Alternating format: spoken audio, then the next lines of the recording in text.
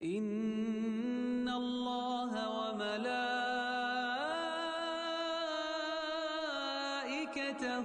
يصلون على النبي يا أيها الذين آمنوا صلوا عليه. Bismillahirrahmanirrahim. Assalamualaikum warahmatullahi wabarakatuh. Waalaikumsalam warahmatullahi wabarakatuh. Baik, pemirsa, pada kesempatan kali ini bersama saya Atang Wen Mulyadi, mahasiswa PJJ PAI IAIN Cybersec Pendidik Cirebon. Pada kesempatan kali ini, insya Allah kita akan podcast bersama narasumber Bapak Sukamdani SPD. Beliau adalah guru SMPIT di daerah Sedong Cirebon, kemudian sekaligus kepala Madrasah Ibtidaiyah Ya. Al-Falah, Ustaz ya. Al-Falah.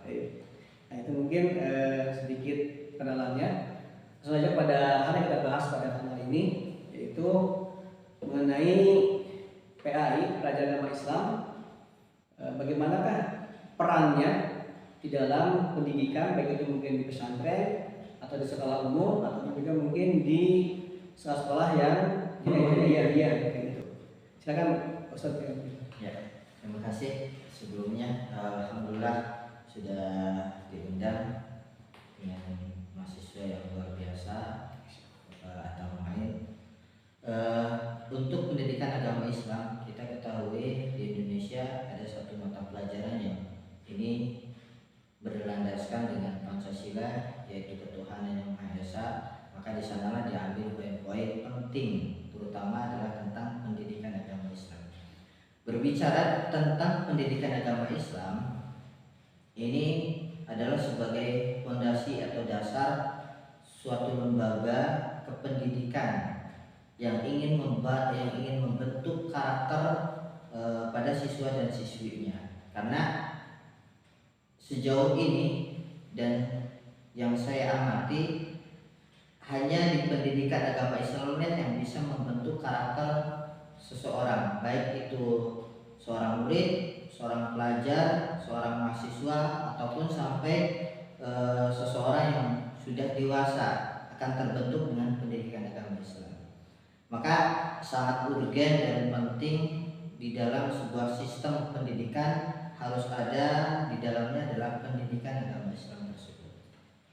Terima kasih Ustaz Sukamdani SPD tadi jelaskan mengenai sedikit mengenai peran pelajaran PAI di sekolah gitu.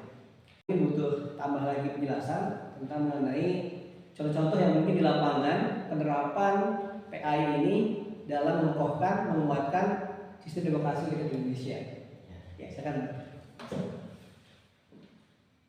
Demokrasi dalam perspektif Islam, kalau kita mengacu atau mengaca pada perspektif Islam, maka ada di sana istilahnya adalah mengacu kepada musyawarah, karena demokrasi itu berlandaskan dengan musyawarah juga, sehingga siswa ataupun siswi dituntut untuk bisa berdemokrasi sesuai dengan tuntutan Islam. Contohnya dalam yang ada di dalam lingkungan sekolah misalnya, maka di sana dibuatkan sebuah organisasi yang bisa membentuk demokrasi itu dikuatkan melalui perspektif Islam. Nah, bagaimana tentang Islam ini kan juga mengajar demokrasi yang baik ya. Ya. Dan juga di Indonesia juga menerapkan hal itu. Nah, dalam kita mungkin pembelajaran ya di sekolah terjadi masalah perbedaan pendapat gitu. Nah, bagaimana cara menerapkan supaya anak-anak ini bisa memahami itu adalah sebuah bentuk dari demokrasi gitu kan. Ada anak-anak ada yang terserah saya lah gitu kan, seperti ini. Nah, bagaimana tuh dalam hal ini anak-anak memahami bahwa ini adalah bentuk dari perbedaan pendapat yang bisa dimusyawarahkan dan bisa diambil di tengahnya gitu mungkin. Ya, betul. Nah, ini pun sangat penting dalam, karena anak itu belum tentu dia memahami apa sih itu demokrasi, apa sih manfaatnya, dan apa yang bisa diambil hikmah dari demokrasi tersebut. Salah satunya ya memang tadi betul sekali, banyak sekali kejadian-kejadian di lingkungan sekolah pasti ada namanya perbedaan pendapat organisasi OSIS tersebut, ataupun kalau OSIS kalau di luar tadi ada namanya perbedaan pandangan, ya perbedaan pandangan dalam mengambil suatu sikap ataupun suatu kasus tertentu, maka di sanalah peran pentingnya kita untuk demokrasi ini kita bungkus dengan perspektif Islam. Karena kita untuk mengacu kepada demokrasi otomatis tetap kita mengacu kepada Al-Quran dan As-Sunnah, ditambah adalah dengan kisah-kisah atau teladan-teladan yang bisa kita ambil pelajarannya dari kisah-kisah para sahabat ataupun kisah dari Rasulullah SAW sendiri. Jadi ya tetap kita kembalikan, kita ajarkan. Jelas pasti ada perbedaan, semuanya pasti ada perbedaan. Baik dalam kaidah usul fikih, dalam kaidah fikih juga ada, terus dalam kaidah kehidupan juga pasti ada, dan itu makanya kenapa demokrasi itu penting dan harus dibungkus dengan perspektif Islam.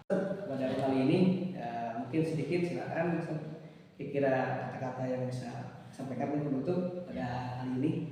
Ya, terima kasih. Sekali lagi peran pendidikan Islam sangatlah penting, apalagi dalam sebuah pendidikan, apalagi pendidikan di Indonesia. Jujur semakin hari semakin merosot karakter kelakuan dari anak-anak tanpa dibarengi dengan pendidikan agama Islam. Saya yakin agak susah untuk memperbaikinya. Maka tadi pentingnya pendidikan agama Islam sangatlah urgent, sangatlah penting dalam sebuah lembaga pendidikan. Yang kedua, ketika berbicara dengan demokrasi, maka tadi demokrasi ini diambil awal dalam perspektif Islam. Demokrasi itu sebelum dideklarasikan sistem demokrasi, sebenarnya Islam sudah muncul terlebih dahulu. Makanya ketika kita mau berdemokrasi dengan baik, maka kembali lagi dengan perspektif demokrasi Islam. Gitu. Terima kasih atas waktunya nih, maaf mengganggu kesibukan yang ada. Ya, Itu dari kami. Wassalamualaikum warahmatullahi wabarakatuh. Waalaikumsalam.